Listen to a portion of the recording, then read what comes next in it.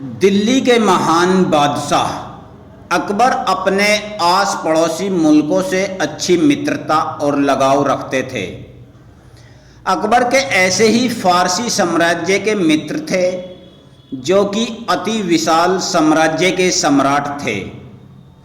बादशाह और उनके फारसी मित्र दोनों एक दूसरे को अक्सर खत लिखा करते और एक दूसरे से मजाकिया गतिविधियां चलती रहती थीं। बादशाह अक्सर चुटकुले और शायरियाँ लिखकर भेजते और फारसी का राजा अक्सर अकबर पसंदीदा तोहफे भेजा करता। एक दिन फारसी के राजा ने एक ऐसा तोहफा और पत्र भेजा जिसको देखकर बादशाह चौंक गए। तोहफे के अंदर से एक पिंजरा और एक पत्र निकला। पिंजरे के अंदर एक शेर था। बादशाह ने पत्र खोलकर देखा तो उसके अंदर लिखा था कि इस शेर को कैसे भी करके बाहर निकालना है और इस पिंजरे को खोलना भी नहीं है, और अगर ऐसा नहीं किया तो हम आपकी सल्तनत पर हमला करेंगे। बादशाह पत्र पढ़कर सोच में पड़ गए। बादशाह ने तुरंत सभा बुलाई और उस पिंजरे और पत्र को सभी के सामने पेश किया।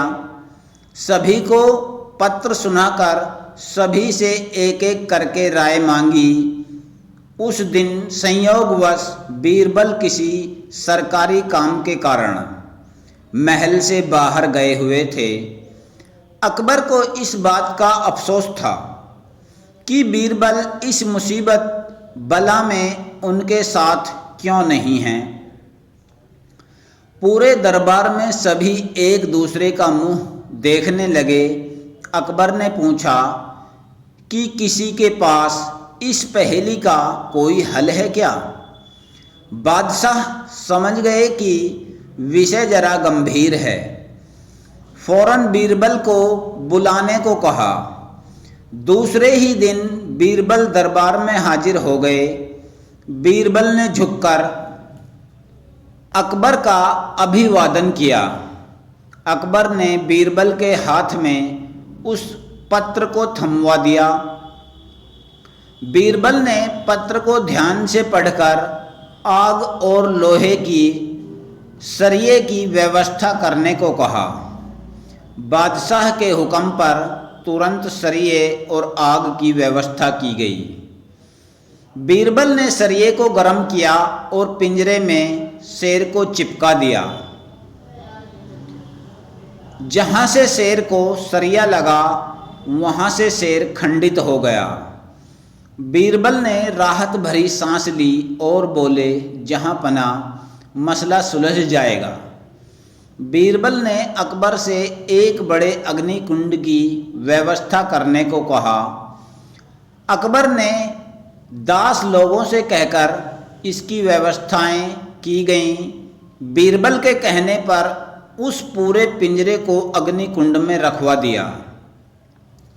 बंद पिंजरे से पूरा शेर पिघलकर बाहर निकल गया।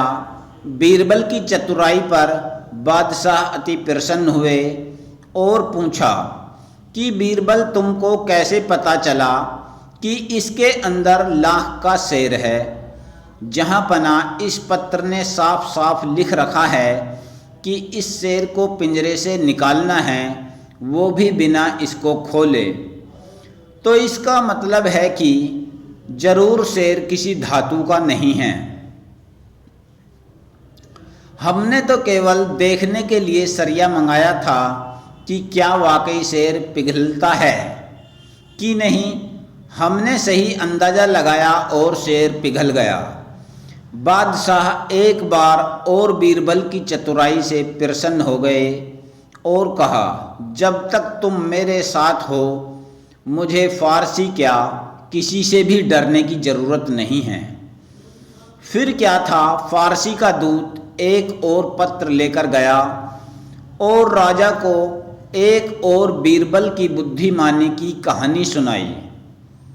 फारसी का राजा भी बीरबल की चतुराई से अति प्रसन्न हुआ और अगला तोहफा बीरबल के लिए भेजा। इस अकबर बीरबल के किस्से नकली शेर से क्या सीखा? बुद्धिमानी हमेशा अपना सर ऊपर रखाती है।